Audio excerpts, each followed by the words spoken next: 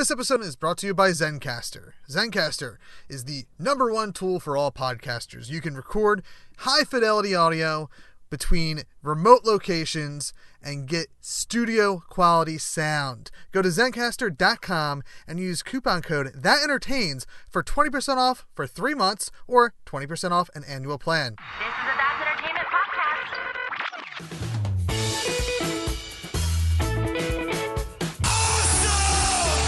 Awesome. Just tell people they're awesome and mean it. Awesome.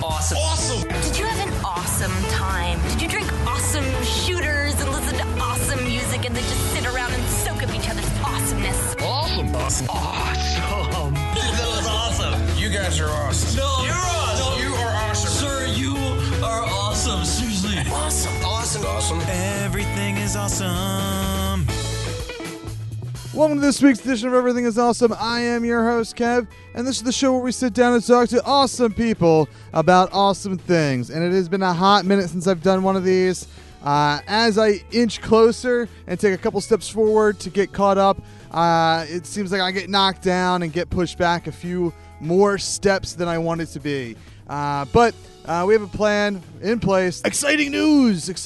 Not necessarily for Everything is Awesome, but for the entire That's Entertainment Podcast Network that this podcast is part of. The Ladies Who Rant is coming back. By the time you listen to this, it's either already out or it will be coming out in a day or two. And if you hear some banging and clanging and clicking and keys in the background, that's because I'm doing one of these mobile shows, guys. But you know what? Last time we did one of these mobile shows on the mobile intros, it was on the Zoom, and it sounded pretty good. So we're gonna go with it again. But the Ladies Who Rant is coming back. I'm actually going to be working on that episode today.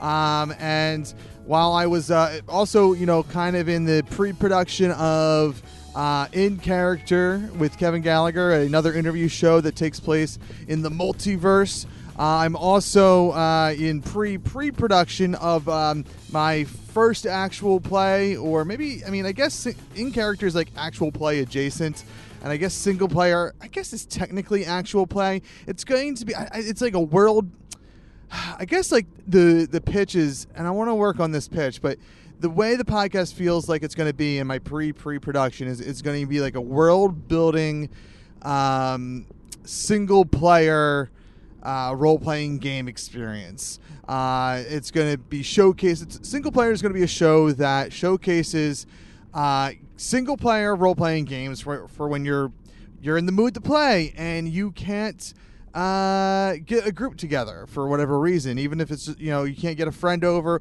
It's 3 a.m. and you're just like, I'm jonesing for some role-playing action. I don't want to play Final Fantasy or Dragon Quest or something like that. I want to go old school. And so we're going to explore single-player options. We're going to explore single-player tools that allow you to work on your character when you're not at the table. We're going to explore the idea of hacking games that allow you to do more single-play stuff.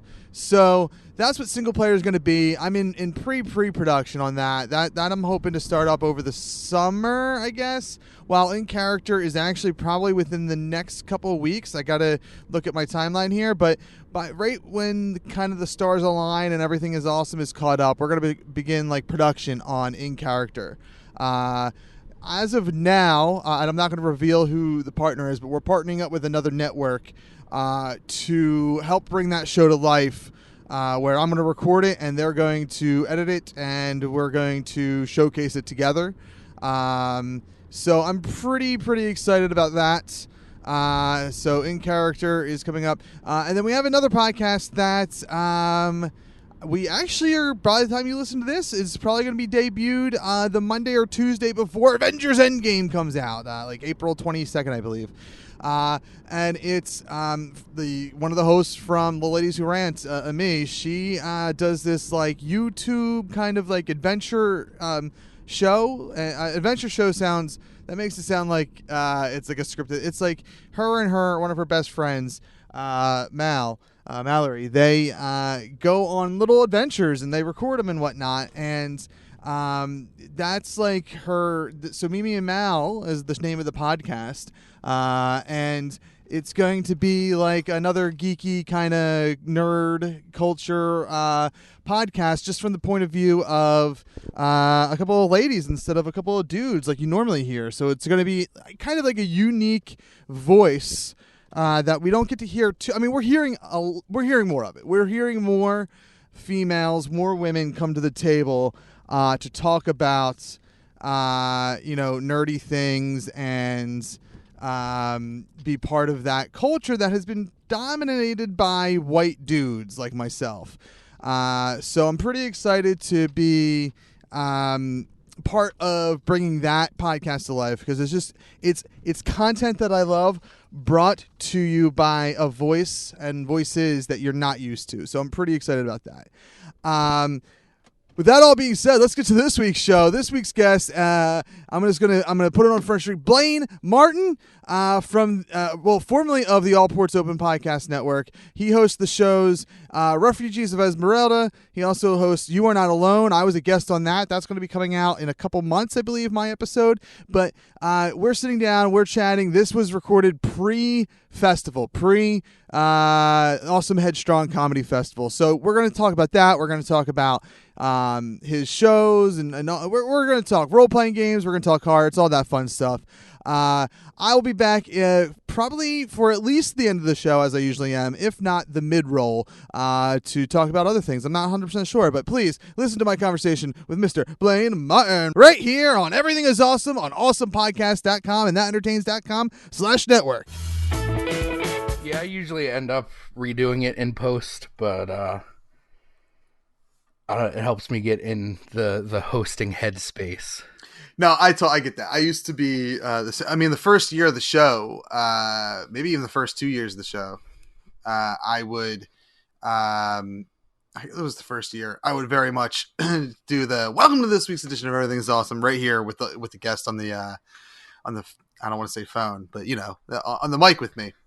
And I tend to still do that within person interviews. But even I do so few of those, and when I do, they're usually with my buddy, who is just my co-host when we do live shows, that I only do it because I'm not going to cut a pre-intro on someone that I talk to at least 4 times a year on the podcast. Yeah. It's very interesting, the different ways that I've very purposely now every anniversary changed a little something with my show, but just to keep it fresh for me. But it's interesting to see how everyone does their own show, and I sometimes steal little bits and pieces from everybody here and there. Yeah, I definitely think the more you branch out in the podcast world, and the more you see things done well, it certainly helps, because everyone has their own little things that help them. Yeah, so I think what's interesting though, is what I guess, even because you pretty exclusively, I don't even want to say exclusively, because we just did an interview on your podcast. So you do a mix of interview and actual play in your various podcasts, right? Yeah. So, most of what I do is actual play, but not even that, because PDP-10 is weekly too, and PDP-10 is either Josh and I sitting around talking about some random topic in gaming, or one of us interviewing someone, usually related to games. I interviewed Jeff for his Kickstarter. I interviewed Brie Larson not too long ago about their Kickstarter. So it for the most part, it's when people have gaming related Kickstarters. So for my audience, let's very specifically say it's not the Captain Marvel Brie Larson. No, different Brie Larson. Brie Larson, game designer. They designed a game called Turn. That's a really cool pastoral shape changer game where you play shape changers in a very small town, where you're trying to keep this the fact that you're a werewolf secret in a setting where it's very hard to keep secrets. Yeah, I remember seeing that Kickstarter, and it was just unfortunately Jeff's Kickstarter was like the last one I budgeted for myself for the 2018 year, so I was unable to pledge to turn, but I wanted to. I almost broke my rule and was gonna back it. I couldn't bring myself to. I'll buy it. If the option's available to buy it retail, I'm definitely gonna buy it retail. Yeah, it will. It funded with, I think, all of its stretch goals, Okay. which are a bunch of different people offering like different kinds of settings. Mm-hmm. Yeah, the back half of 2018 was a rough Kickstarter time for me because there were like 5 or 6 games, only 2 of which I was aware of. That went to Kickstarter, and I was like, I need to give my money to all of these people. Yeah, oftentimes there will be either James D'Amato from One Shot or Jeff from Party of One will plug something on or retweet something, simply retweet something on or on Twitter for an actual play, not an actual play, a role playing game Kickstarter that I usually like. I think I only backed 4 things last year. I think I was very conscious on what I was backing, but that doesn't sound right because I definitely backed a lot. I don't know what I backed, but I in 2019 I'm expecting a lot of goodies. That's all I know. Yeah, I have. And I found out. I don't know who shared it, but someone shared a game called "Something Is Wrong Here" by Kira McGran, who was on Party of One to play their other game, A Cozy Den. Okay. But You Are Not Alone was billed as basically a David Lynch role-playing game. And David Lynch is my favorite filmmaker at this point in my life. And so the second I saw it, I was like, yes, take my money. Just have it. And I got in on that one in like, I think there were like 8 hours left, and it had completely flown under my radar. That's kind of how I was like with God, what I think it's called Frozen from Hell. It's this guy or this group of people found the original manuscript to the short story that inspired The Thing. Oh yes. I'm blanking on the name. I was just talking to someone about this because I have a lot of friends who rank The Thing as among their favorite movies. Yes, myself included. Yeah, I that's a movie that I saw for the very first time in 2017. Oh wow. Yeah, hell, in 2018 was the first time I ever saw the movie Halloween, the original Halloween. Oh, you're just a brand new babe when it comes to the brilliance of John Carpenter. Yeah, it is. For being such a horror fan that I am, I'm more of a modern horror fan. Like Scream, the original Scream is what brought me into horror. I love that movie so much. It is still, I think, even after watching like The Thing and Halloween, I still think Scream is my favorite Halloween movie and horror movie. But I get why most people would rank The Thing and Halloween much higher than Scream. Just for me, it's probably a lot of nostalgia for me as well. Oh, I certainly understand that, and I would say Scream's probably in my top 10. Because I have that like love, and we're basically the same age. And Scream coming out was so formative, and Matthew Lillard I absolutely love. Yes, yeah, same. It is when I did this show called the Zomcast, we during breaks from The Walking Dead, we would do either reviews of movies that the other host didn't see, so we would both commit to watch like The Thing. That's why I watched The Thing. And fell in love with that. But we would also do top 10 lists of like childhood horror and all-time horror and modern horror and blah blah blah.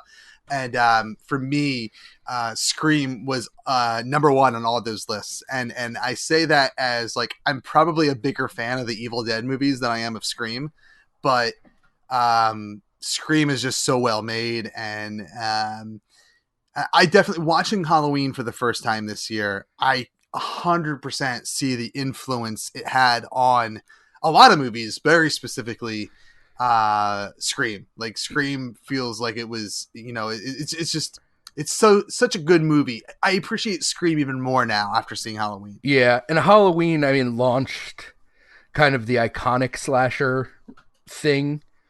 And then Scream, I mean, one of the only bad things I could possibly say about Scream is Scream launched the like 90s slasher movement, which was not anywhere near as good as the 80s slasher movement. In my opinion, personally, at least.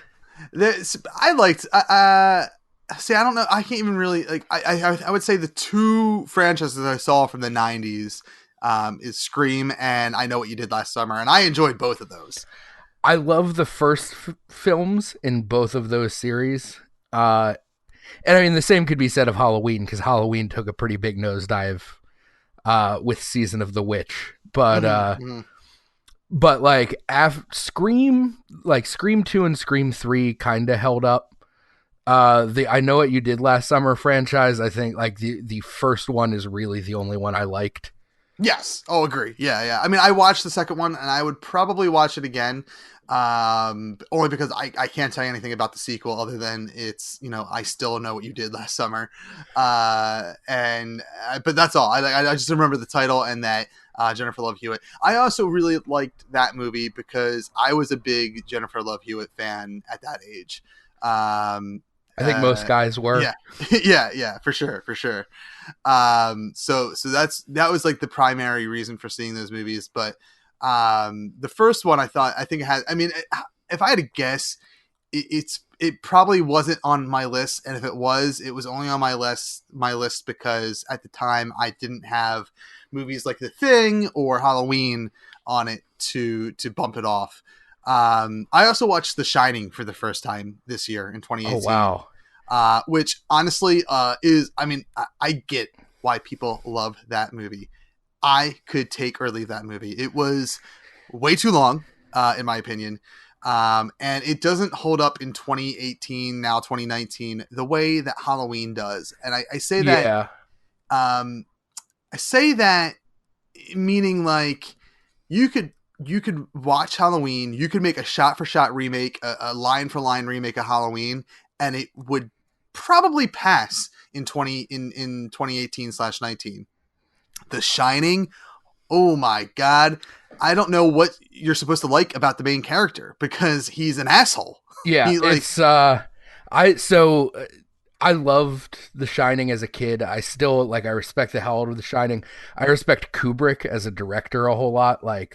From a technical aspect, The Shining is it does so many amazing things with the use of sound to create horror. Yes. But I'm also a huge Stephen King fan, and once I read the novel, it changed so much for me about that movie because it is a fine horror movie. It is a god awful terrible adaptation of that book. Okay. A big part of the problem is the character of Jack Torrance, where in the book he's this beautiful, this flawed but great father who has this slow decline into madness. And when you watch that movie, there is no decline into madness. Jack Nicholson is just creepy and awful from the beginning. Yeah. And so you don't have this counterpoint of seeing him as a good father to then watch him decline and become this monster. And the ending is just it does not hold up. The whole hedge maze thing is just long and convoluted and kind of silly. But see, honestly, that part didn't bother me as much as I don't know. It just felt really, really long. And I learned, or I guess I realized this year that might just be a Kubrick thing, because I definitely seen A Clockwork Orange, but I can't really remember anything about it because I probably watched it and was getting drunk at the time. But this year was the year or 2018 was the year that they released 2001 in the theaters. Yes. And I was like, okay, this is a movie everyone says is like the greatest movie ever made, so I'm going to go watch this movie in the theater. And I made the mistake of seeing like the late night showing in IMAX when I was tired. And I fell asleep during it, woke up with the lights on. I was like, all right, guess the movie's over. And I walk out and I look at the time. I'm like, I'm pretty sure I wasn't supposed to get out of here for like another hour and a half or something like that. Get home and like, it was just the intermission.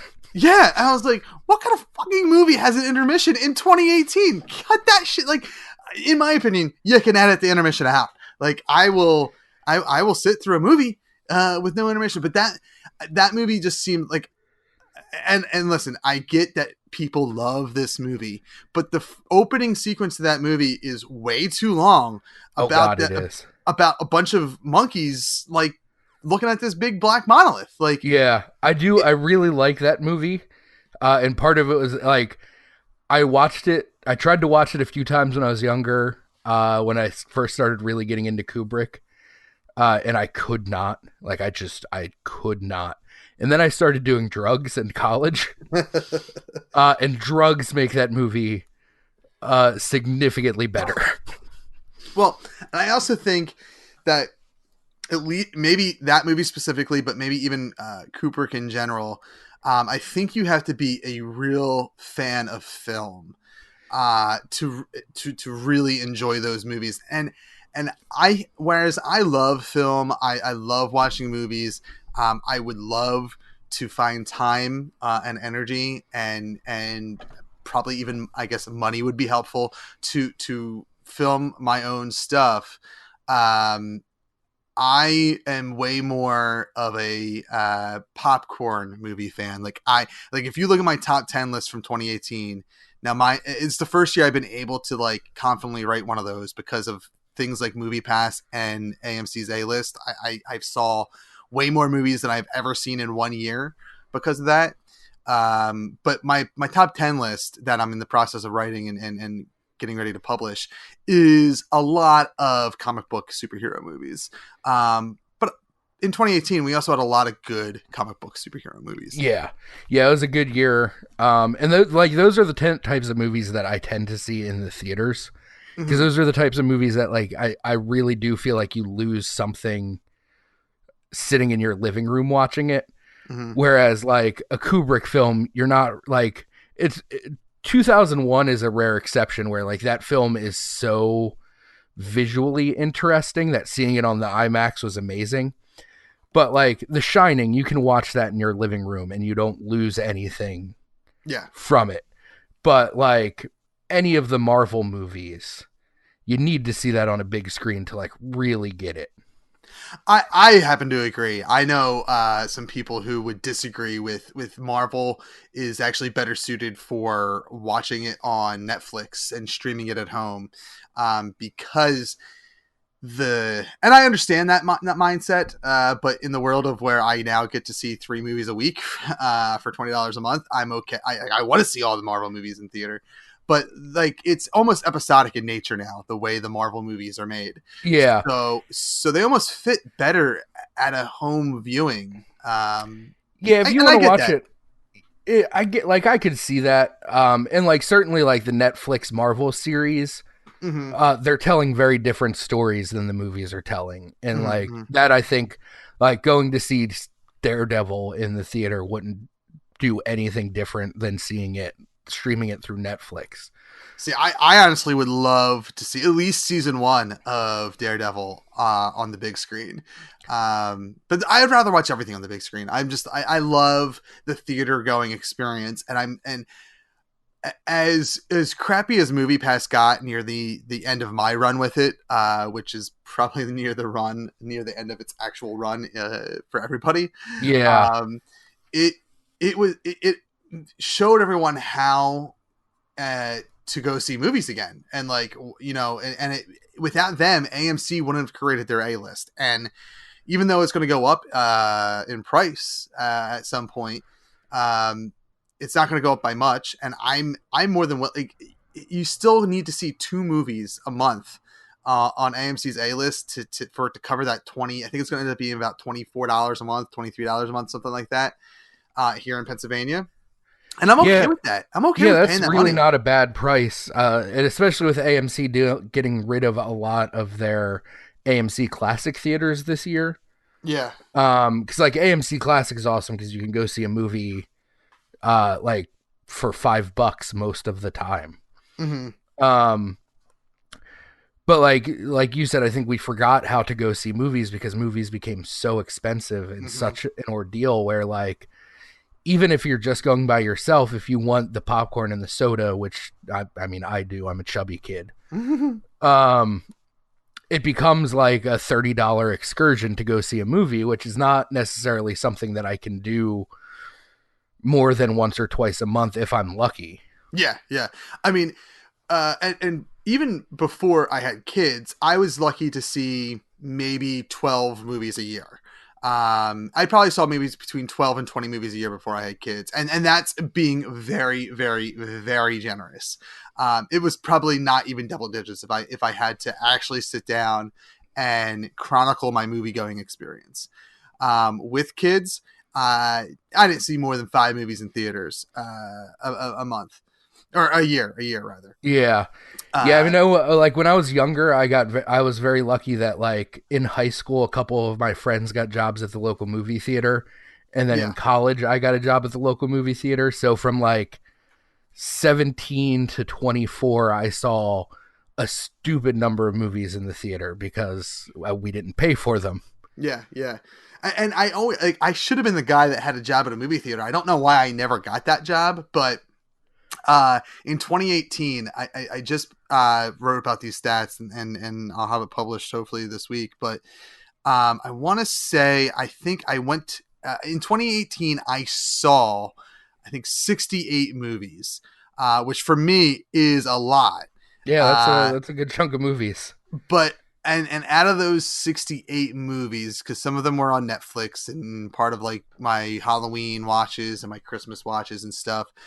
I want to say 40 of them were in more than 40 were in the theater, but unique viewings was 40 movies that were released in 2018. Some of them, like a handful, very small handful, were actually Netflix movies versus theater movies. But for the most part, close to 40 movies were in the theater. And that's thanks to Movie Pass and A-List. So like they changed the game when it comes to going to the movies. And to your point, since I was an adult, very specifically an adult with kid, I never went to the concession stand, but now I do, because I have extra, like I pay that $20 a month and when I go to the movies, technically I feel like I'm going for free. So I have that extra income to put towards a popcorn and a soda and a pretzel nugget or something like that. Yeah. And I think that's why so many movie theaters are like, studios were against things like Movie Pass, but theaters were completely for it because statistically, like I learned this while working at a movie theater, a vast majority of the income of a movie theater comes from the concession stands. Oh, yeah. That's why the prices have gone up so much, is because movie studios take a higher and higher percentage of ticket sales. Mm-hmm. And so the only way for the theaters to actually make money is to overprice their concessions. So for something like Movie Pass, where people now are less worried about ticket prices, they're more willing to spend money in the concession stand. So the theaters, of course, want something like Movie Pass because they don't really lose out on much because the people getting hit are the movie studios. Yeah. Yeah. Well, I mean, and really, the movie studios aren't getting hit on that because even with AMC A-List, I'm when I check out, it's the normal checkout process. And I imagine that AMC is taking that ticket that sold and they're reporting that to the movie studios, because I don't know how they don't legally, you know? Yeah, because I know that's how I didn't ever join Movie Pass, but I know how that's how Movie Pass worked, where like they gave you a credit card, and when you signed up for the movie you were going to, they put the cost of the ticket on there. Yeah, exactly. So like the studios couldn't really bitch because they were getting like they did because they knew in the long run like they were the ones who would be getting screwed by this, potentially at least. But they couldn't bitch too much because they were getting the full cost of the movie. Yeah, and with AMC's A-list, I still don't know. Like, it seems like a win-win for everybody except for maybe AMC. But to me, what like the way it, I was talking to my dad about it. Like, here's how it makes sense for AMC. Regardless of whether they sell tickets today or not, they have to be open with those lights on. So they're paying for a lot of services to be running, whether you go to see a movie or not. So if they're charging you $20 a month versus you going to the movies twice a month and paying $40 for those tickets, like they're going to be open. So I don't think they're like Movie Pass had no way of making money because they just had no way to make money. Yeah, they weren't part of the machine, so the money wasn't getting funneled back into them. Yeah. Whereas at least AMC, they are, so if I'm paying $15 for a movie ticket at AMC through this A-list, I'm paying $0 when I actually purchase that ticket. Out of that ticket that's $15, they have to report that to the studio. So maybe, if it's the first week the movie's out, 90% of that ticket cost they have to owe to the studios. But there's a good chance that I'd say 90% of the people on A-list, they're probably buying something from the concession stand. 75% of the time they go to the theaters. Yeah, and especially when you think about like you said, the overhead costs. Like if no one buys a ticket for a movie, you can skip running it. But if one person buys a ticket for a movie, you have to then run that projector, which has the cost of both having whoever's working as the projectionist keeping an eye on it, but also like all of the energy that comes with running that projector at a much higher volume. Where like if you can get a couple more people in there with Movie Pass that are going to buy some concessions, it's better financial sense because you're not just running movies for a couple people. You're getting more people in there. Yeah, I whereas Movie Pass is seemingly going to be a dead thing by the end of, I think, 2019. It opened up, I think, a lot of possibilities, and AMC is a theater that jumped in on it. Like the only downfall to AMC versus Movie Pass is that you can't go to any theater you want. You're very much limited to the AMC brand. But for me, that's okay because I have both a Regal and an AMC near me. So while I kind of prefer my Regal theater, I am not a fan of Movie Pass anymore, and I'd rather I'd rather go to the movies. I average probably about 5 trips to the movie a month now, which is insane. Like that's insane to me. Yeah, I mean I go every couple of months if I'm lucky. I think I saw 4 movies in the theater this past year. Yeah, it's if you can swing the $20 a month or whatever it's going to end up being with AMC A-list, like to me, it's just so worth it, especially if you're a fan of movies, because it's you just have to go twice in 1 month and it pays for it. So like you see 24 movies a year, however you wrap your head around that. You're going to win as far as like the value of your $20 investment. Yeah, it is definitely something that I guess I should say I'm very lucky that I have the disposable income, because I don't have disposable income to see more than 1 movie a month, really, maybe 2 movies a month I could see if I really wanted to. But I have the disposable income to pay $20 a month and go to the movies up to 3 times a week now. So it's a game changer, I think, for movie goers, at least, if not the whole movie industry. Yeah, I'm really excited to see what that turns into, because I'm sure Regal, like if AMC shows that it's doing good for their business, then I'm sure Regal will be close behind. And even like smaller movie chains like Studio Movie Grill, which we have, that's our closest theater here in Drexel Hill.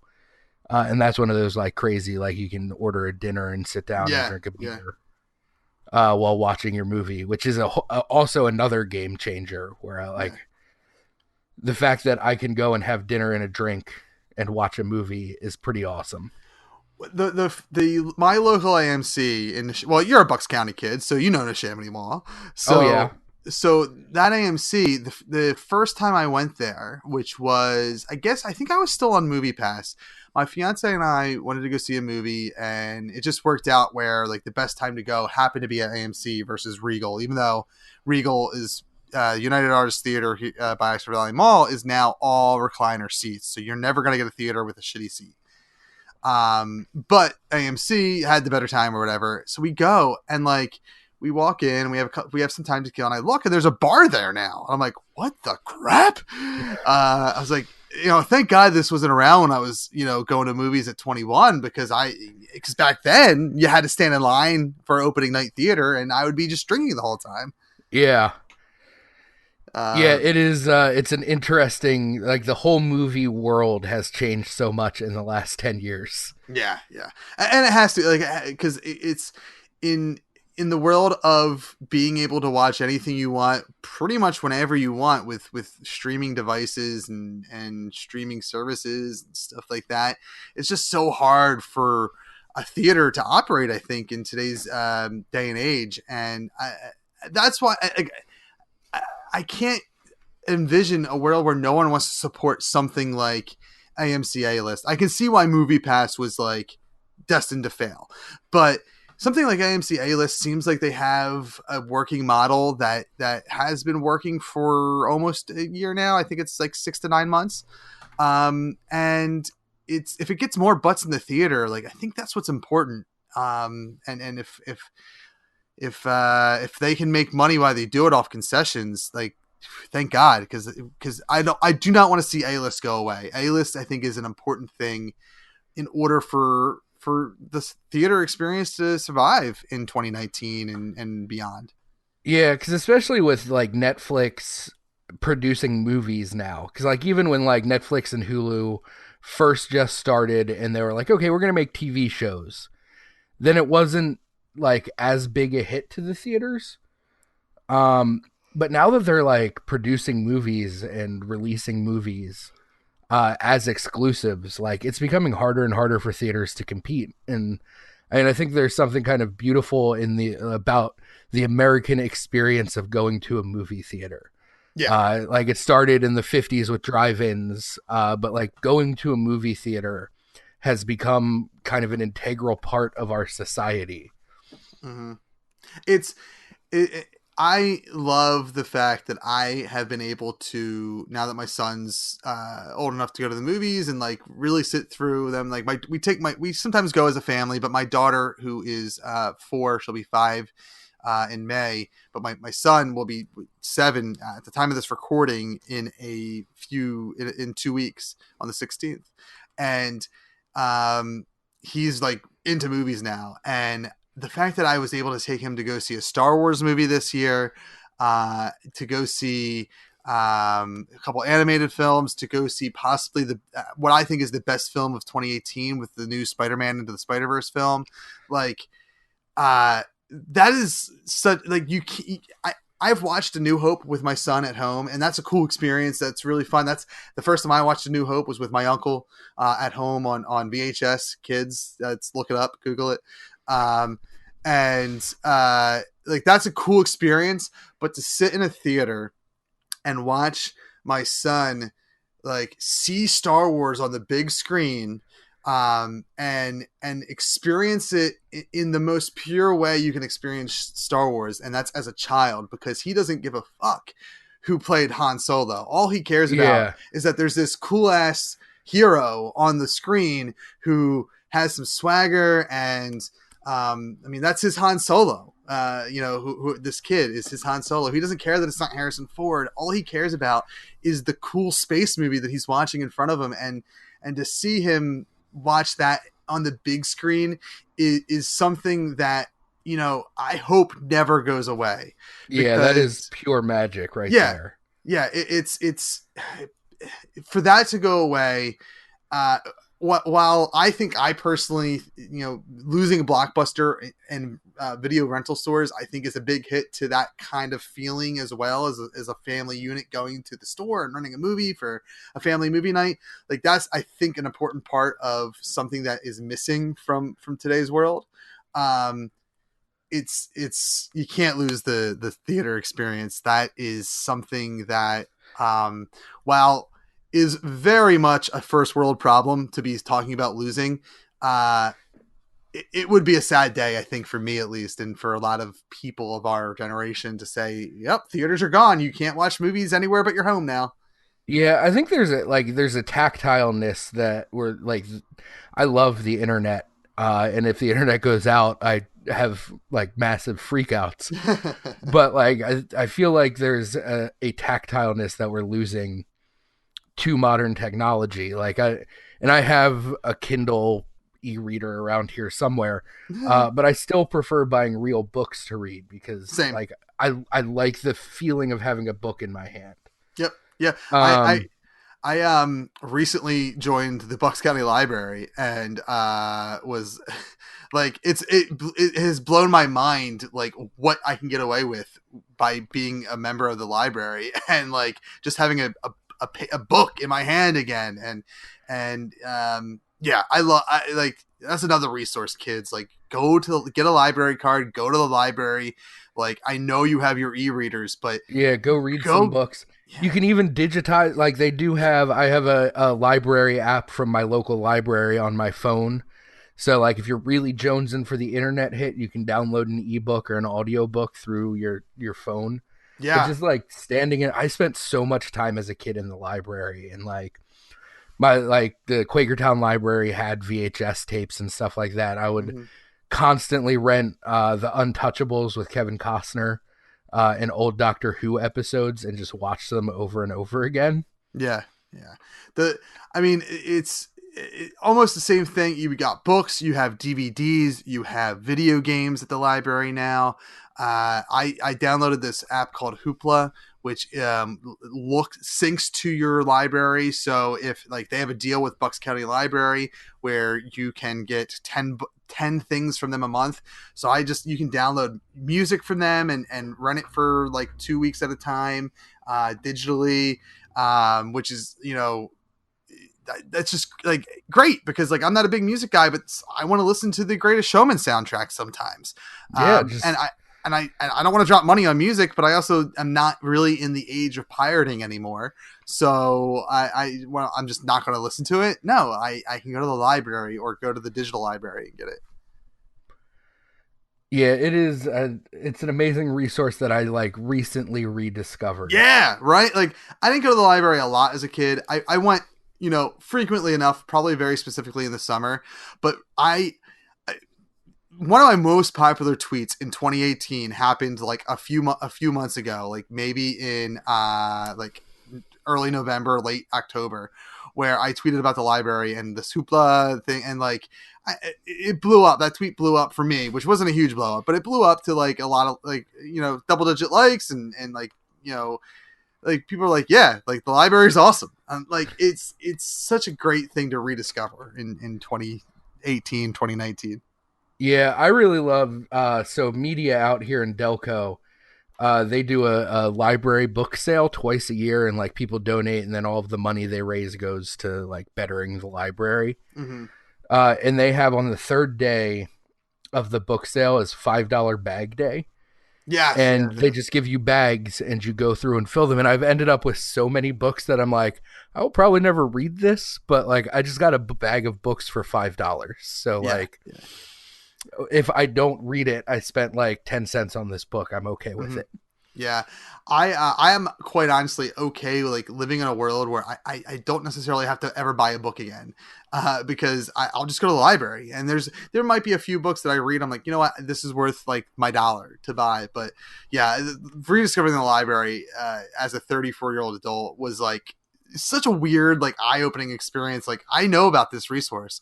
Yeah, but, this has been here the whole time. Yeah, I used it as a kid, but like I should really use it now. It's just waiting for me. Yeah.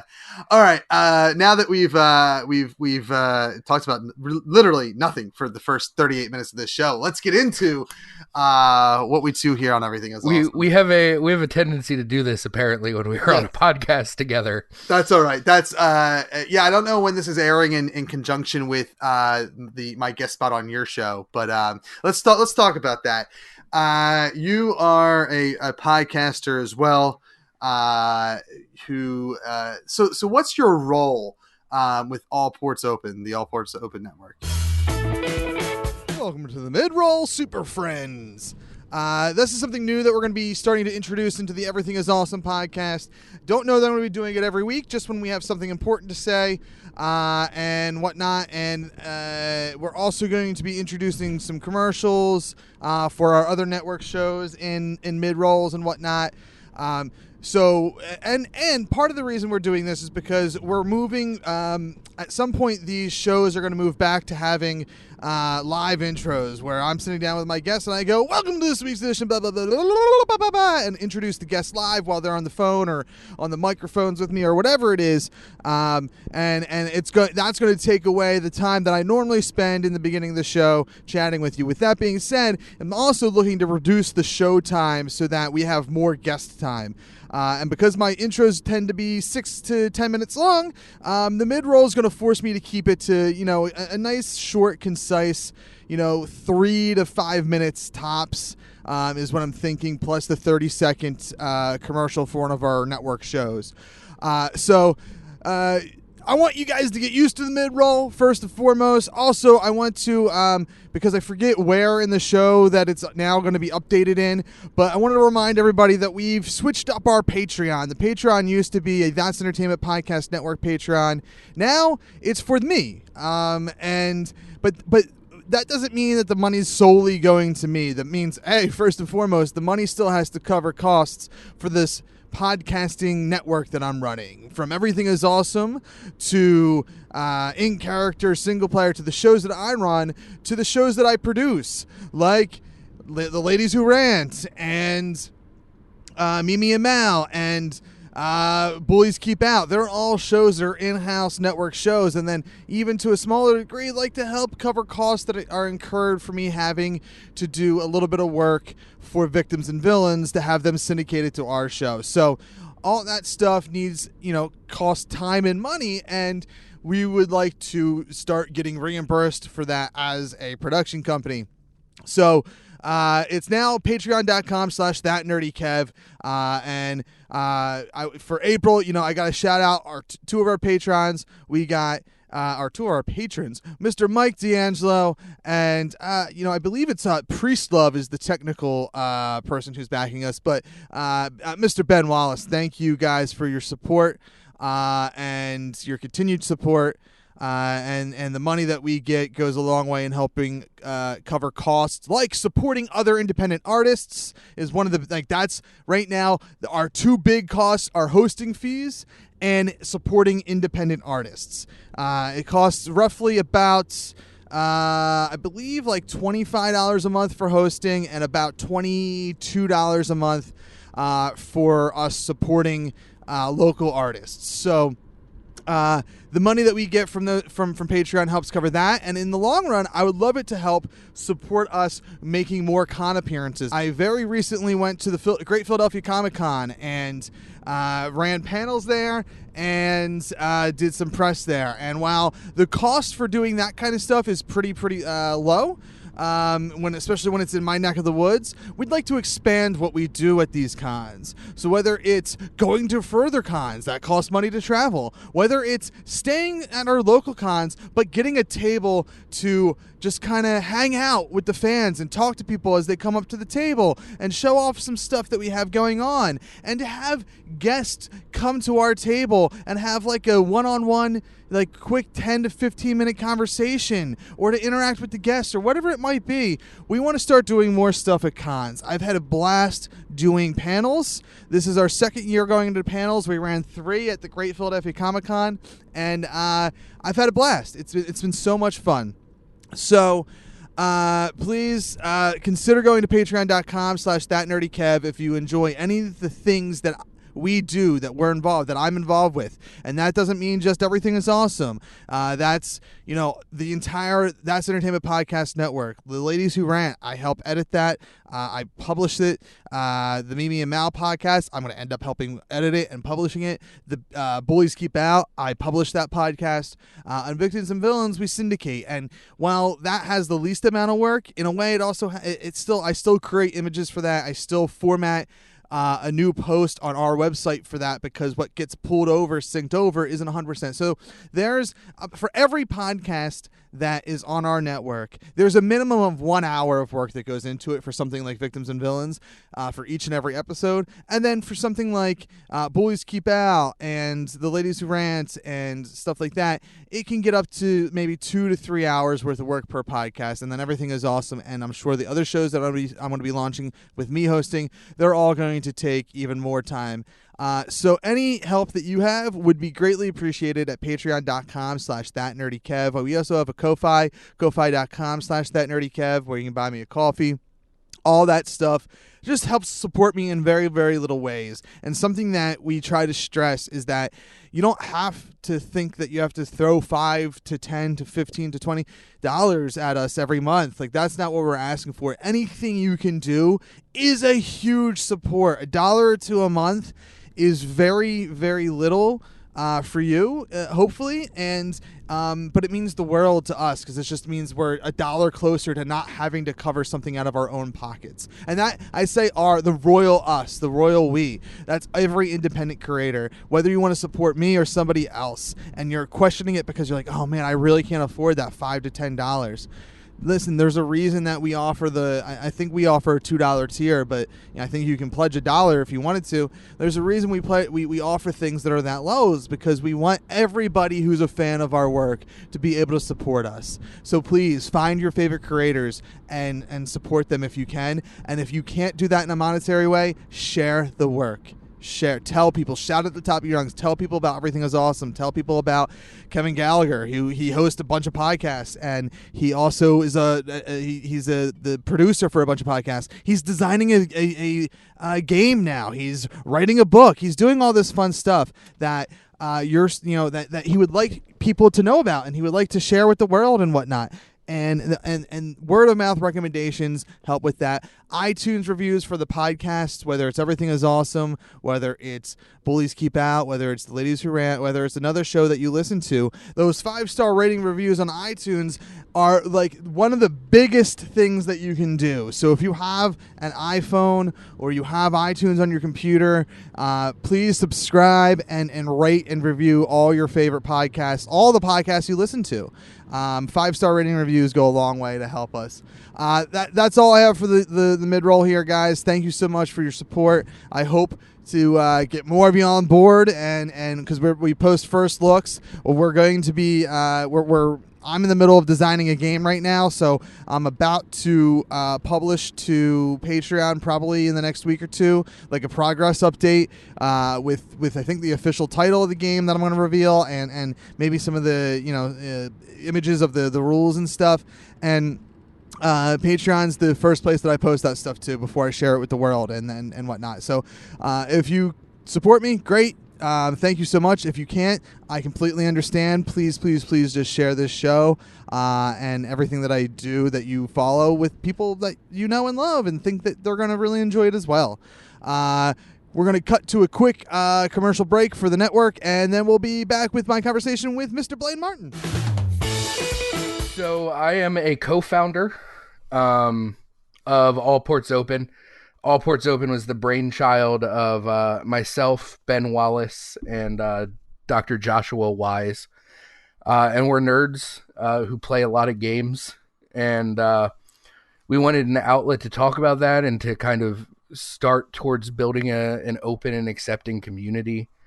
around games. So through All Ports Open, we have Ben and Mel's podcast, Pot of Love, where they play relationship-based games and talk about relationships.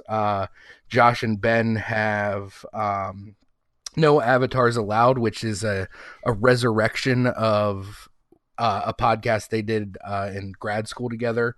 That's about video games and philosophy and theology. And then I co-host with Josh PDP-10, where we talk about mostly board games and role-playing games, and different topics in news in the gaming world. And then I am the producer on Refugees of Esmeralda, which is a world-building actual play podcast.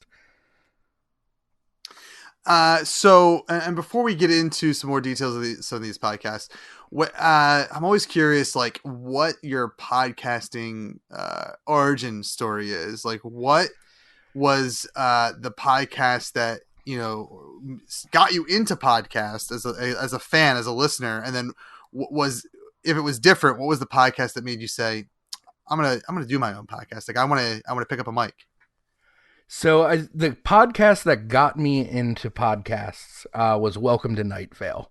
Okay. And I had occasionally listened to some like story-driven podcasts before, like The Moth, where they tell stories. But Welcome to Night Vale is the first podcast that got me like into every week. I'm going to catch up on the whole back catalog and then listen every week. And I say that now as someone who's like 6 months behind on Welcome to Night Vale. But at the time that I discovered it, that was the podcast. I love horror. I mean, we've spent like 25 minutes talking about horror earlier. And I love David Lynch and his like small town horror of Twin Peaks. And so Welcome to Night Vale is just a natural, like, I started listening to it and immediately was like, yes, this is a story I want to hear. And I think probably the podcast that made me want to start making podcasts was One Shot. Oh, wow. Okay. James D'Amato. I mean, it's intimidating to listen to him because he's such a good GM and such an amazing podcast personality. But I love that I have hundreds of role-playing games, and I play so few of them because I have 3 different groups that play 5th edition Dungeons and Dragons. And I love 5th edition D&D, but those groups, we don't really branch out. And so like One Shot, I listened to it and I was like, this is a podcast where every couple of weeks they switch games. And I'm so jealous because there are so many games I want to play. So I think as far as like podcast origins of wanting to make a podcast, One Shot was the big one, and Adventure Zone was one of the first actual play podcasts I got into as well, although that didn't necessarily, I listened to that for a while before starting a podcast. It didn't necessarily make me want to make one. Yeah, one of the I guess like my bad, like guilty admissions to listening to podcasts, and very specifically actual play podcasts, is I've never listened to the Adventure Zone. Like, that's something that I've been meaning to get on, and it's same reason as we were talking on your show, where like, oh man, do I tell him Steve Dave, because like I have all these other things. I haven't taken it on because I just have so many podcasts that I listen to. I can't. Like, I recently brought on Conan O'Brien's new podcast, and I was like, I don't. What am I doing? This is insane. Yeah, and when you look at a podcast like even One Shot now, but One Shot's nice because it's small, digestible pieces. But you look at a podcast like Adventure Zone, and you're like, okay, well, there's like almost 100 episodes now. So like, if I want to start listening to it, that's 100 episodes I have to listen to before it can be part of my weekly rotation. Yeah. Which I'm all for. I mean, I was introduced to the One Shot podcast and campaign through Jeff Stormer when he was a guest on Everything Is Awesome Here. And I started out with campaign because it was Star Wars oriented, and that had the most interest to me at the time. And very specifically, I was listening to it when like everything that was going on with my uncle. So it meant something to me too, because it was like, a way for me to escape reality for an hour or so at a time. More if I was binging because I was catching up. And also like still kind of keep me like with happy memories of my uncle. And like Campaign got me through like that awful year of 2016 where I watched my uncle die. That like, I love Campaign and I love what James does with One Shot. And I would say like in the beginning, like between that and Jeff's show is what like made me say like, oh man, I kind of want to do an actual play podcast. And I've literally since 2016, like, which at the point I had been doing this show probably for almost a year. Like when I decided this, I was like, I want to do an actual play podcast. Now it's very much, I love what James does, and I do want to do something where what he does, where it's a little bit more produced and for lack of a better term, professional. But that seems bad because all the Philadelphia podcasts that are in the actual play world that you're part of are super professional sounding. But I just know you guys don't get paid what he gets paid to podcast. Not that he gets paid a lot, mind you. Yeah. But, and it is, I will say, having now, like, I don't always edit PDP-10, but like editing talk podcasts versus editing actual play podcasts, it's so much easier. Yeah. Like Josh, who usually edits PDP-10, would be like, I don't like, it takes me like 20 minutes to edit an episode.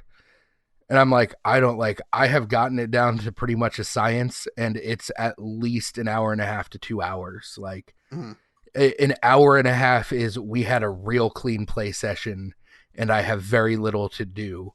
Yeah. But like having to carry the narrative through and like keep table talk, but make sure that table talk doesn't interrupt like a major plot point. It's so much work. Yeah. And that's been kind of like the what's kept me back from doing it. But as like, I want to say I began listening with like my actual play podcast where Party of One and Campaign, like that's what I started with. And I've picked up a lot since then. And if I listen to 10, which is definitely not accurate, but if I listen to 10 actual play podcasts, 9 of them are from Philadelphia, probably. Like 85 to 90% of my actual play podcasts are Philadelphia based, which is insane. We have a shocking actual play community in Philly, which like we didn't. There was this magic of like we didn't know any of that when we started. Yeah. I kind of like, I knew of A Quest for Magic and Steel and Party of One. I want to say I found Heart Points and started listening to that. And I think I tweeted about it and I think that's how it got on Jeff's radar, because it was a very similar setup to him, you know, a 2-player podcast. And then I had seen around that time is like I saw Pot of Love. I don't think I knew that it was Philadelphia based. And I honestly, I somehow Ben and I just started talking on Twitter, and that's how like I got like you guys got looped into my daily or weekly listenings, and I'm still catching up on Refugees of Esmeralda, but it's you in the last 6 months, like I look at the Philadelphia based programs because to me they sound the more like the type of actual play that I would like to put out there.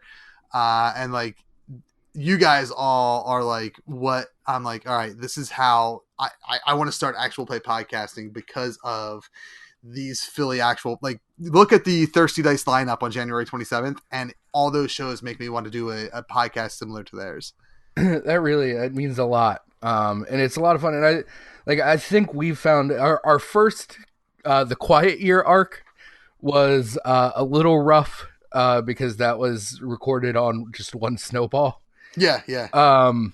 But from there, I think we learned pretty quickly. And I like the balance that I have found. That's like, it sounds good, but it's not super polished. And I like the fact that it sound like I wanted to try to keep some of the feeling of it being at a table in there. Yeah. Yeah, and you know what?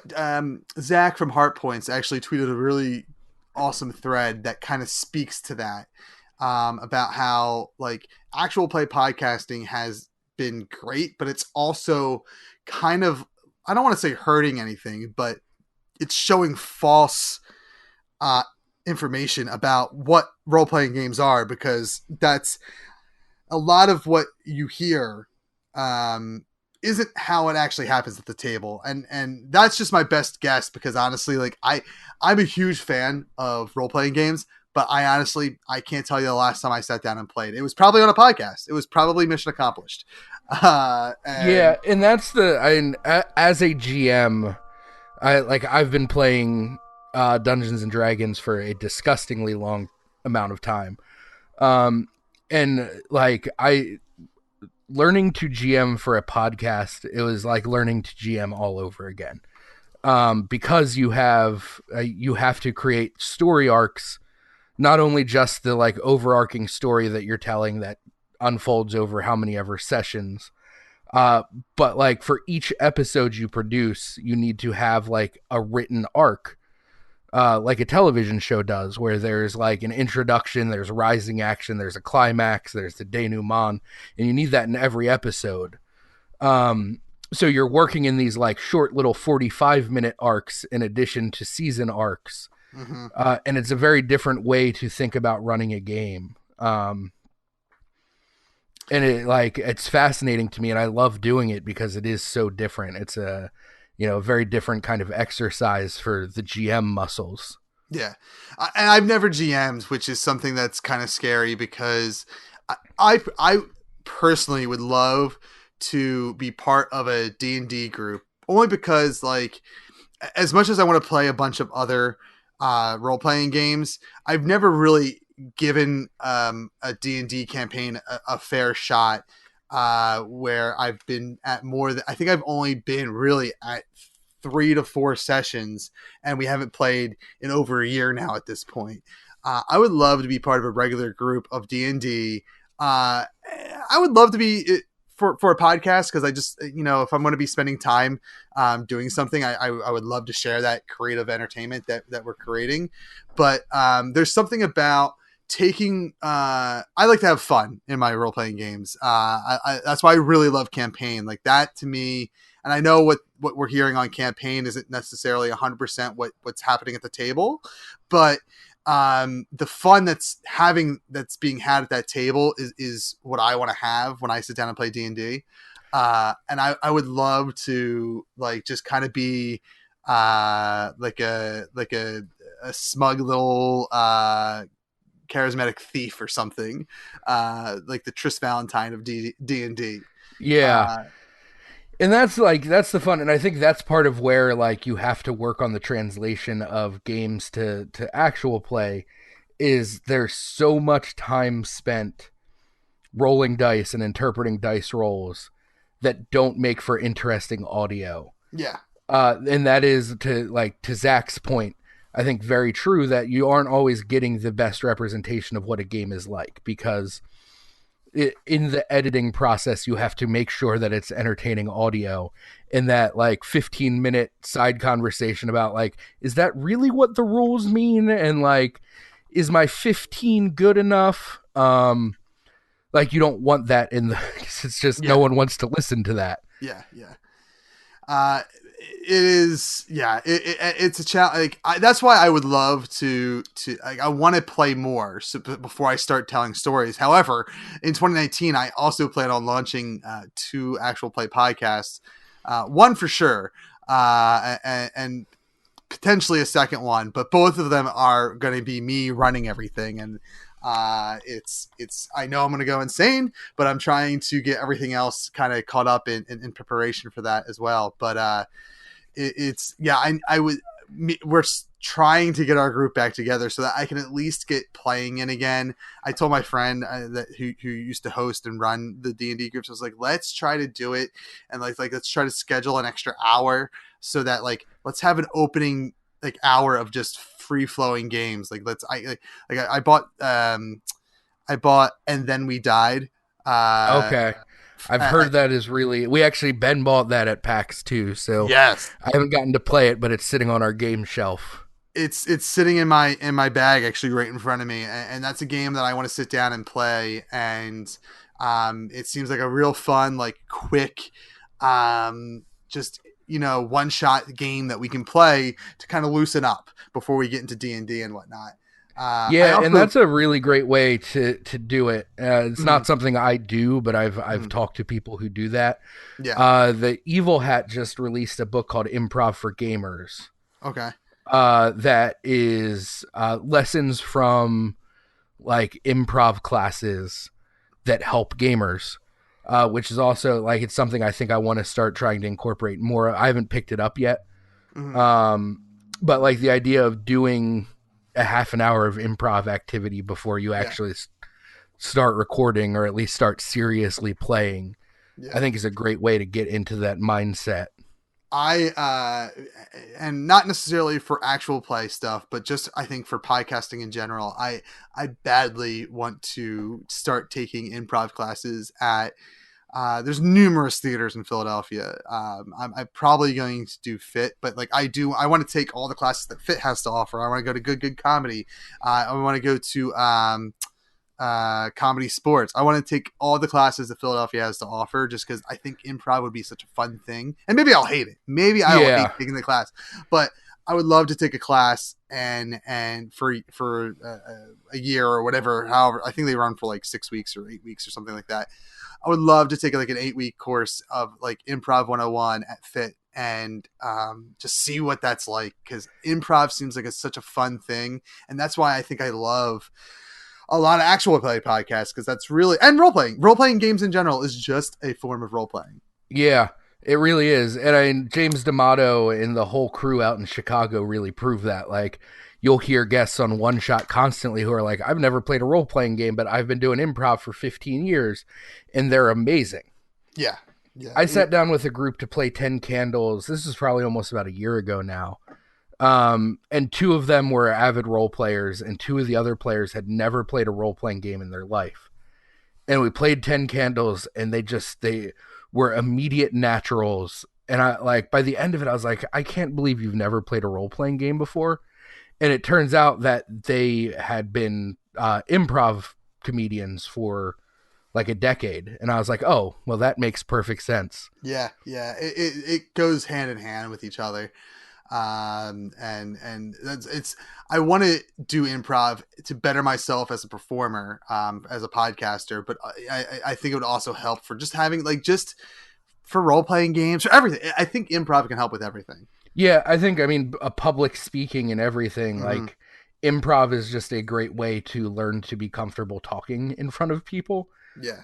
Or talking at people in the case of like recording a podcast where you're not actually talking to anyone, but you will be heard at some point. Yeah, exactly. And you kind of went into like the differences of at least running a game when it comes to podcasting and just doing it for personal use. But I do want to like maybe even take a step back into, obviously role-playing games play a big part of what you do and who you are. Where's the origin point for that? When did you get into, I would imagine Dungeons and Dragons is your entry point, but when does that become your entry point? So I mean, lucky, I guess, is a word for it. If you consider a very nerdy, life-consuming passion being dropped in your lap. I was very lucky that my older brother played D&D in high school.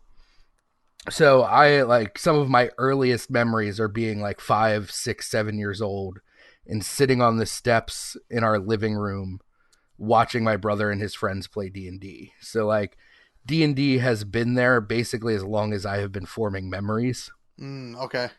And like as a kid in elementary school, like I wanted to play D&D so bad, but my brother wouldn't let me play with his group because I was a kid in elementary school. Yeah. So I like tried inventing role-playing games that I could play with my friends. I used like Marvel's X-Men cards to they used to have like the stats of the heroes on the back. Yeah, I remember those cards. So like just using those in like a 20-sided die to do superhero battles.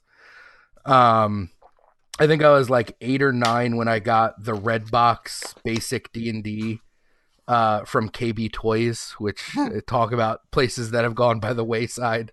Yeah. I like got an advance on my allowance to buy the basic set of D&D from KB Toys and tried running it for my friends. And it was awful because I had no concept of how the rules actually worked. Yeah. Yeah. And then my first real role-playing game was, I think I was probably 11 or 12, and a couple of my brother's friends invited me to come play in their Star Wars game. Oh. So D6 Star Wars was like the first game I really played. Oh, wow. Okay. But like I've been around D&D for about 28 years now and playing avidly for like 25. As much as I want to play D&D, again, simply because it's something that I don't think I've played enough in order to like just kind of be a role player. And it's all Campaign's fault. I want to play the Fantasy Flight Star Wars games. One of them. It doesn't really matter which one. Yeah, I like them. I haven't gotten to play them yet, but I do. I bought all 3 at some point. I still think I prefer, and this is probably just me being curmudgeonly about it, I think D6 Star Wars is still the best Star Wars role-playing game. Oh, really? Aren't they? I feel like Fantasy Flight has either already done it or they are releasing that original Star Wars. They did a couple of months ago as I think it was like the 25th anniversary or 30th anniversary, re-released the first 2 core books.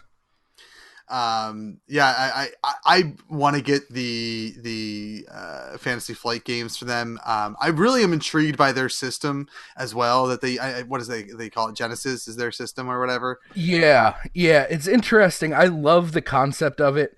I have personal feelings because it's a system where you like. And Fantasy Flight does this. I love almost every Fantasy Flight game I've ever played, but they are so money hungry.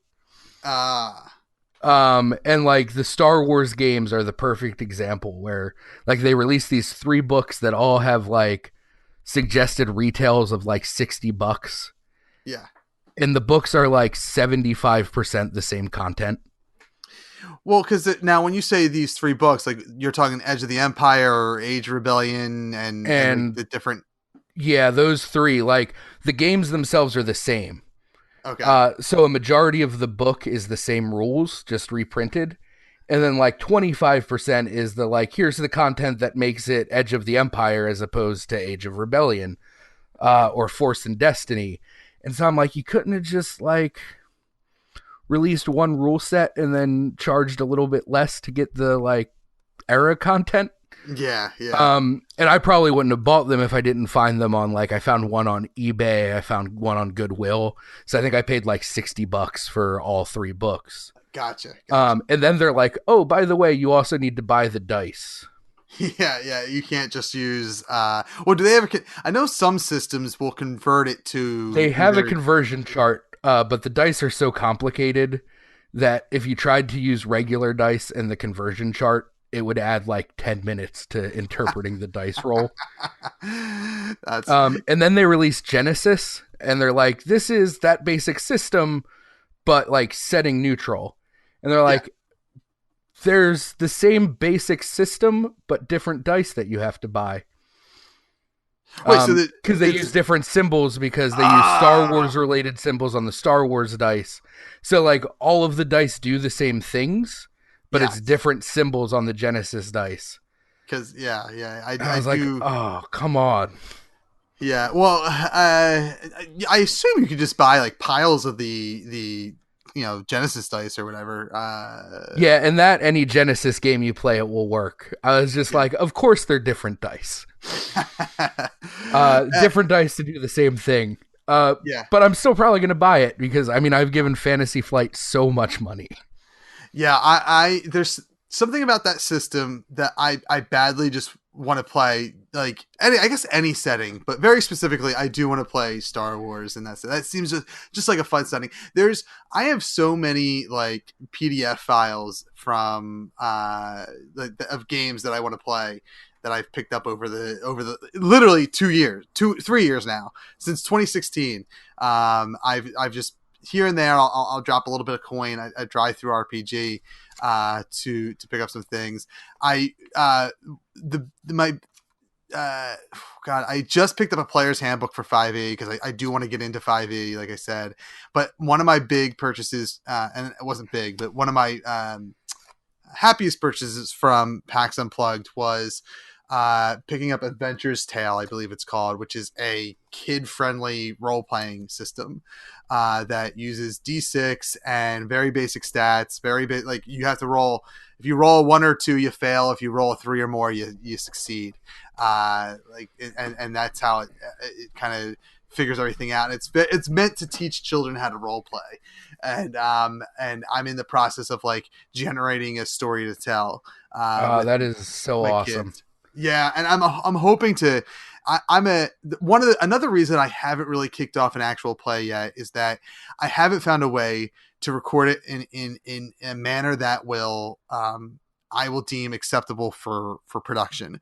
Meaning, easily having every person on mic. Now, my portable Zoom recorder will help with that, but I still think I need to invest in like clip-on mics or something so that I don't have to force people to hold microphones. But when I sit down and do the Adventure Tale thing with my son and or daughter, and possibly my fiance, she's gonna have to be like sweet talked by the kids to play because she's I don't know how much I know we talked at great detail on your podcast about Kevin Smith. I don't know how much you know about him and his wife, Jennifer Schwalbach, but basically, my fiance is also named Jennifer. We are basically like the non-famous versions of Kevin Smith and Jennifer Schwalbach because she does not like anything that I like. Yeah, I just watched some Kevin Smith thing where he talked about how like she even refuses to watch comic book men. Yeah. Very, very similar mindsets when it comes. Jen and I went to Kevin Smith at the around the 1 year anniversary of my uncle's passing. So in 2017, he came to town that weekend and did Hollywood Babylon and an evening with, and like I bought tickets for both nights because like it was a once in a lifetime opportunity for me to go see these. At least it felt like it was, and it technically has. He hasn't been back to Philly since. And I went with a buddy to go see Hollywood Babylon, but Jen came with me to go see an evening with, and we were literally like front and center. Could have reached out and touched his leg if I wanted to. That's how close we were for that. And he told a similar story where like he said something about his Jennifer like never coming to any of his movies, watching comic book men and whatnot. So after that, she looked at me. She said, "I'm never gonna feel bad about not listening to your crap again." And then as we were driving, that night was really cool because as we were driving away, something made me go around back, and he was standing out back with like some fans. So like I quickly illegally parked somewhere in Philadelphia, and we ran over in the rain. I'm sure I've told this story, but Kevin Smith is easily one of the nicest famous people you'll ever meet because he made sure in the rain he saw and took a picture with everyone that was out back waiting for him. And even when his like driver was trying to rush him in the car, like he turned to get in the car and realized that he maybe didn't see everybody, and he double checked and made sure that he saw everybody. Oh, that's awesome. Yeah, I've heard he's a really cool dude. And that's always nice to hear because you always hear celebrity horror stories too. Yeah. He complete opposite like of horror story. Like I just wish that it wasn't raining so that I had more time to like actually say something to him than like, can I have a picture? I really like everything you do. Yeah. And I think I thanked him for what he did. And I wish I just had more time to like kind of tell him what he means to me and like, and just kind of like how like he links to me and my uncle but whatever, like that's hopefully I'm sure I'm sure I'll get another opportunity to sit down and chat with him at some point in my podcasting career. Is my Yeah, hope. he does enough stuff that it won't be the last time. Yeah, exactly. So I guess, man, well, we really kind of ran the gambit of we did all the let's get derailed at the beginning of the show. Yeah, While I feel like there's a lot more to chat about, it is for those listening, it is 12:30 at night it for is. us. And while I know you said you don't have much going on tomorrow, I still Yeah, it have sounds to like actually. you have quite a bit in addition Yeah. to like being a parent and stuff. Yeah, and I actually, one of the reasons I was running late to hop on your show is that just less than an hour before we were supposed to connect, we had like a conversation with my son about something because he was embarrassed about something. So we had a conversation with him, and then I had to spray paint some crates that you get from like Home Depot or from AC Moore. I had to spray paint them for a holiday party that's happening on Saturday. So I have to go do a second coat on that. I have to do some stuff. I would like to go to the gym before I go to bed tonight. And yeah, yes, spoiler alert, I still have to be a dad and go to work tomorrow. Yeah, that is good luck with all of that. Yeah, sometimes I just don't sleep, and I will get an hour of sleep tonight. I will go to Wawa, I will get a coffee, and I will be fine. I'm very jealous. When we took a break between recording sessions, I scoured my house for caffeine, and there was none. I actually wanted to go to Wawa before we started recording so that I could have coffee because I didn't feel like making a pot of coffee. I did not have an opportunity to get a nice hot cup of coffee in me before we started recording. And I say that because I record in my Florida room right now because I'm like remodeling my studio. And I use that term in a very loose sense, but I'm remodeling my studio. So it's very cold in my Florida room right now. There's no heat out here. Oh no, that's no good at all. This is hey, listen, no one said podcasting was glamorous. That's right. You said your studio is wherever you can set shit up and not have to take it down every day. Yeah, exactly. And so that's what I have in the Florida room. I just don't want to break it down in a warm room at all. I'd rather sit through the cold for hours than break down for 20 minutes and set up for 20 minutes in a warm room. That is understandable. It was awesome talking. Yes. I love being able to talk about all of the things because I have opinions about a lot of things. Yes, and I certainly will. We'll have to connect again and have you on, and hopefully, have you. If I do anything with actual play, I'll have to have you on with that as well. Yeah, certainly. Let me know, and if you have any questions in the process, I mean, I'm still like only a year in, but I would be happy to help out in any way I can. I'm just waiting for you to start the Star Wars actual play.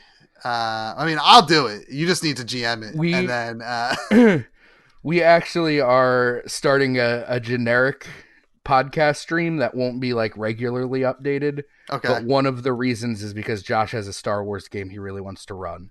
Okay. And I believe we do actually need players for that if it ever happens. I will. So I will so do it as long as you're ready for a Han Solo type Trist Valentine goofball. I think that's perfect. So I will definitely keep you in the loop about that because at some point we are going to we want to just have like a kind of catch-all stream for like, hey, we had this cool idea and it doesn't necessarily pertain to one of our other podcasts, so let's just have a place to put it. Yeah.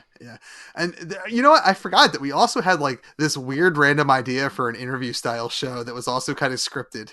I was looking at the notes on that a couple days ago, and I want to make that one happen so bad. It is something that like very early on in my Everything is Awesome career, I was like, that idea crept into my head. I was like, how awesome would that be? And I never really ran with it. And it's something that I want to see happen, that I would love to be part of somehow. It's just like, oh my God, so many projects going on. Yeah, I don't. If I didn't have a million actual play podcast ideas in the works, or not a million, but soon to be 3, which is way more actual play podcasts than anyone needs to work on. Yeah, yeah.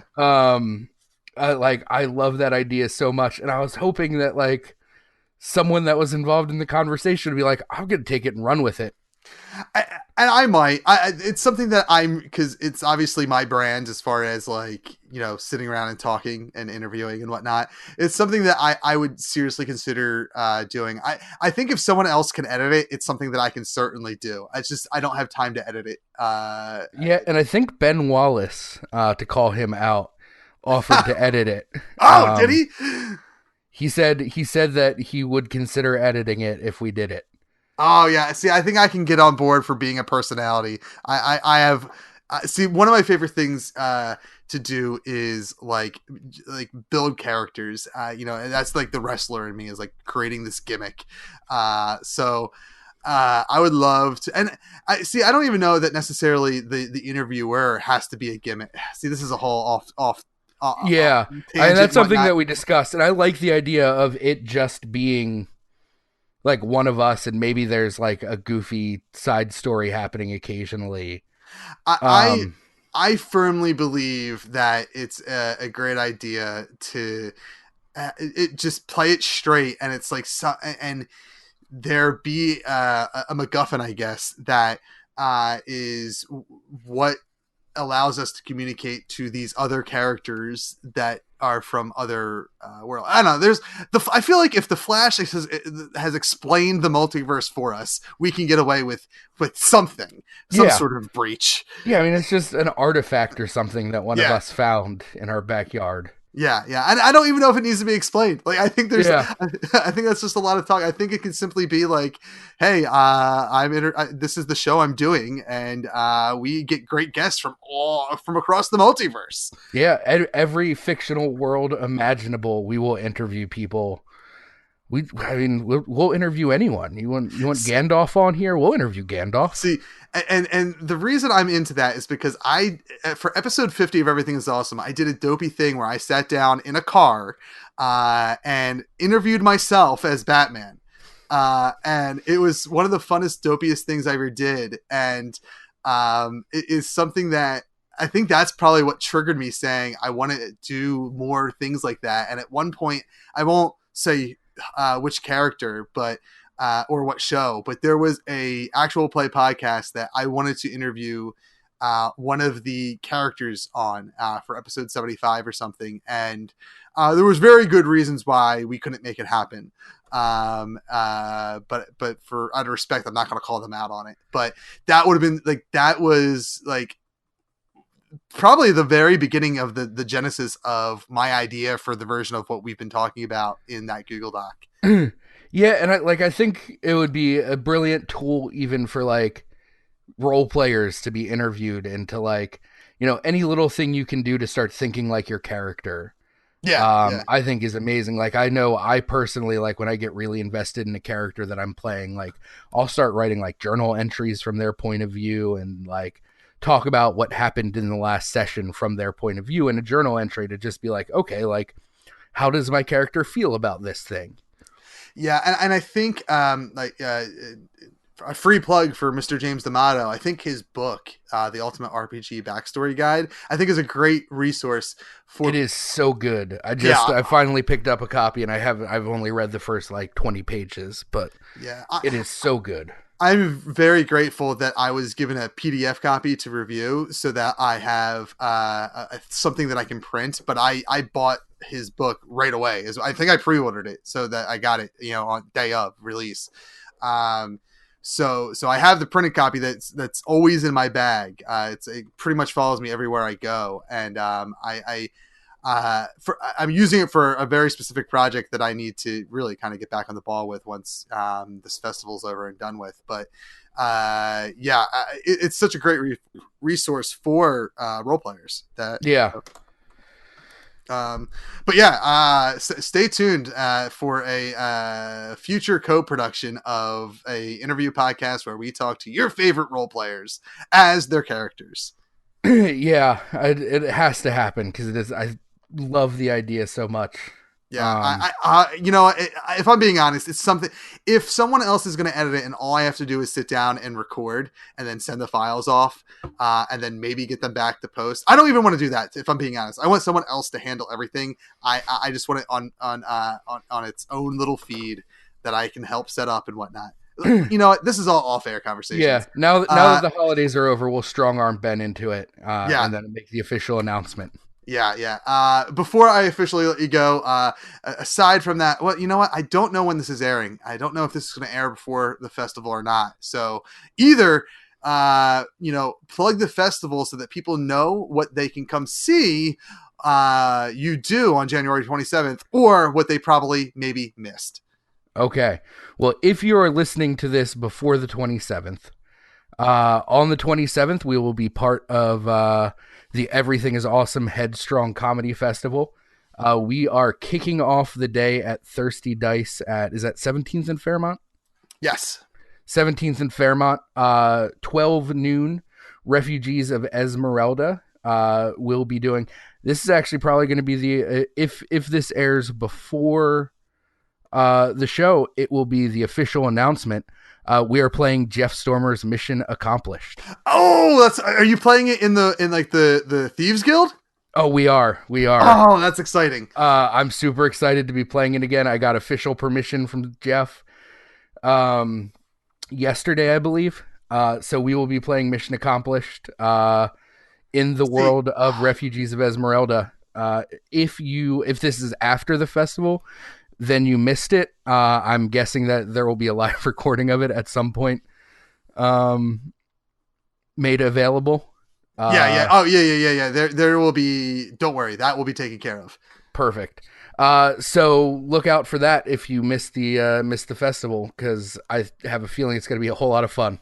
Oh yeah, I love Mission Accomplished is one of my favorite games, and I'm not saying that because I'm friends with Jeff. I truly enjoy playing that game. Yeah, I'm really nervous to try to even run it, but I know that Jeff spent all of 2018, if not most of 2017, playing that game as a GM. So I don't dare ask him to ever run that again for my Dopey podcast. Yeah. But I certainly want him to be part of it as a player. I got to GM it for the first time, and it was so much fun. I was originally considering Fiasco, because it hits the notes. Like, I wanted it to be a somewhat funny game. Mm-hmm. But Fiasco is so up in the air with length that I was like, I don't know if we can get it done in 80 minutes. We probably could, but it would be dicey. But Mission Accomplished hits those same comedy notes, and I know that I can get it done in an 80-minute time frame. It is Mission Accomplished. Not only is I have yet to play it. I guess I did play it in like a private setting when we play tested at PAX Unplugged 2017, but it is such a fun experience for a live show. We did it for Everything is Awesome episode 100 at Amalgam Comics and Coffee House in December of 2017, and it was a blast. Yeah, I'm excited, and I'm thinking of ways already to incorporate the audience into it a little bit, so there's some audience participation. But it's such a beautifully built game for people to listen to and enjoy. Yeah, no, the audience that watched our game loved it. People were laughing. I can't. I'm so jealous that I'm not going to be at Thirsty Dice to either watch or partake in. Well, you'll get to listen to it at least. That's for sure. Yeah, I'm so excited that that's what you're playing. And that lineup there at Thirsty Dice is going to go from 12 to 8. Jeff was one of the big influences on helping create a venue that would be made just for actual play podcasts, because his kind of big wish list for a live podcast show was for Actual Plays to have 90 minutes. And I tried my best to make that happen, but because of miscommunication and whatnot, I was forced to add an extra show to that day, to that venue. Not forced, but I wanted to add accommodate everybody and add an extra show to that venue, so I had to cut 10 minutes from all the shows to make that happen. But I still think 80 minutes is plenty of time for most of you. It's Yeah. It's Yeah, plenty I of think time, that's as long like going into it. It's just gonna. I don't think that 80 minutes is really worse than 90 minutes as far as an amount of time goes. It's just getting everyone to cooperate and play in that period of time. It's a little easier for the 1v1 folks, but when you have a whole group of players. Yeah, and I'll tell you what, Jeff is used to doing 50-minute shows at these live podcast festivals. And that's why he said he wished he had a little bit more room to breathe with a 90-minute show. And I want to say, really, like, you and Pot of Love are the newbies when it comes to live performances with your podcast. So you guys have, I guess, the biggest learning curve to try to figure out how to get it done in that time frame. But I assure you, the other guys did it in 50 minutes or 55 minutes, maybe. So I think 80 will be 80 is more than enough. 80 is plenty. Like I said, my worry with Fiasco is like Fiasco can turn into a bit of a fiasco. As the name implies. So it's kind of a crapshoot as to whether you get 60-minute game or a 3-hour game. Well, whereas Mission Accomplished, I know, is a little bit. It's meant to be played in a shorter session. Yeah. Well, if you are coming to the festival on January 27th at 12 p.m.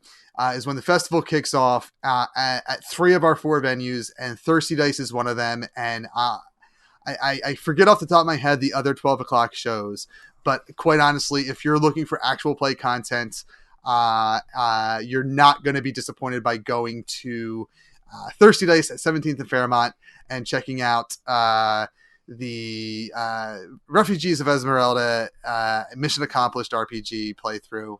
It's going to be so much fun. If you're listening to this before the 27th, the only thing I will tell you that will pull you away from Thirsty Dice or any of the other venues is come see Everything Is Awesome late night. Rock that shit. Yeah, come there to Tattooed Mom from 4 to 5 p.m. We're going to have such a fun show planned. Mike and I are devising a game to play right now, but we have our first guest booked. This is actually technically the official announcement if this airs before, but our comedian that we're bringing in for the show is, I believe, the first ever female winner of Philly's Funniest from 2017, I believe, is Abby Rosenquist. I think I'm pronouncing her name wrong. Probably not. Or I am probably pronouncing it wrong, but it's Abby Rosenquist.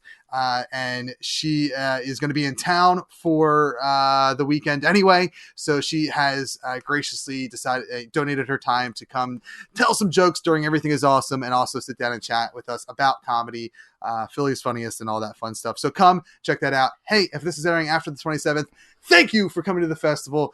And I'll tell you what, depending on when after the 27th this is, chances are we still have bit.ly/HeadstrongFest open for you to donate at. Our goal is $500. I'm hoping that by the 27th we have made that goal and that everything else is icing on the cake. But please go to bit.ly/Headstrong/Headstrongfest to donate to Headstrong today. They are a local organization that offers emotional, residential, and financial support to families affected by cancer. And check out festival.awesomepodcast.com for all the other great things happening of the festival. Check out Blaine on the All Ports Open network. Blaine, where can they find that? Allportsopen.com, on Twitter at allportsopen, and on Facebook at the All Ports Open Network. And make sure you check out all their fun podcasts there. Pot of Love, Refugees of Esmeralda, PDP 10, which I was recently a guest on. No Avatars Allowed. Is that all of them? Is that all That's the shows? all of them for now. I got him. I named them all. All right, guys. I'm going to throw it to me in the future so that he can talk about other things to wrap this show up after an hour and a half. We'll get you out of here within an hour and 45. Thank you, Blaine, for being on the show. Thank you very much for having me. You have a great night. Thank you, Mr. Blaine Martin, for that interview. That was such a fun conversation. I really enjoyed doing it. I apologize for it being a few months old. We're going to have Blaine on again because I don't know that we even really tapped into a lot of the conversation that I had kind of planned on going into. And plus, there's just like, you could always chat horror with people. You could always chat tabletop with people and whatnot. So make sure you, all the links to where you can find Blaine, it will be in the show notes. You can follow him on Twitter at Esmerelda Pod. And that's where he, that's his Twitter for both Refugees of Esmeralda and You Are Not Alone. I believe he's in like pre-production of season 2 of Refugees, and he's in the middle of production of season 1 of You Are Not Alone. So check all that stuff out. All those links will be in the show notes and whatnot. And that's all I got for you this week, guys. Thank you so much for kind of sticking by us as we play catch up. The end of 2018 was kind of a shit show, and the start of 2019, while better as far as like, life is not terrible right now. It's just been kind of chaotic at my day gig, and it's been like making me very tired at home. Baseball season started up. Makes me very tired at home. So finding time to play catch up has been hard and whatnot. So, but I do it when I can. A lot of great content coming at you from stuff that I have my hands in and whatnot. And if you want early access to that stuff, patreon.com/thatnerdykev. If you want first look at some stuff, patreon.com/thatnerdykev. If you can't support us in a monetary way, that's fine. I understand. Just please share us with a friend and leave a 5-star rating review on iTunes. All that stuff goes a long, long way. Hey, guys, I'm going to go. Thank you for listening. Hope your 2019 is going well. The next episode is going to be, I believe, if I'm remembering correctly, a real special one for me. It's the first time I sat down with my son, Trey, in 3 years. 3 or 4 years since we to record a podcast. We haven't done it in quite some time, so he's a different kid, so I'm pretty excited for that one coming up. All right, guys, thanks so much. We'll see you on the next one. We like to end Everything Is Awesome with a call to action. Super friends, there are a lot of terrible things happening right now. It can feel like you can't do anything to help, but you can. It takes people like us to make a difference. One of the easiest and most effective ways to action is to call your representatives about issues that are important to you. When I call my reps, I use a site called 5calls.org. That's the number 5calls.org. There, you'll find issue summaries for issues that are important to you, contact information for your representatives, and a script to read while you're on the phone to make sure your message gets across. Calling is quick, easy, and is one of the most effective ways to have your voice heard. Thank you to all of our supporters on patreon.com/thatentertains. Without their support, we wouldn't be able to bring this episode to you. If you want to support us in a non-monetary way, word-of-mouth recommendations and 5-star rating reviews on iTunes are the best way to spread the good word of awesome. You can find us on Facebook.com and Twitter at RealAwesomePod or at Awesome Podcast on Instagram. And we're available on AwesomePodcast.com and ThatEntertains.com/network. Get news about Everything Is Awesome from our website, social media accounts, and also on my personal Twitter at ThatNerdyKev. If you're interested in ad rates, live appearances, help with your podcast, or have a question or comment, email us at awesome@crudeHumorstudios.com.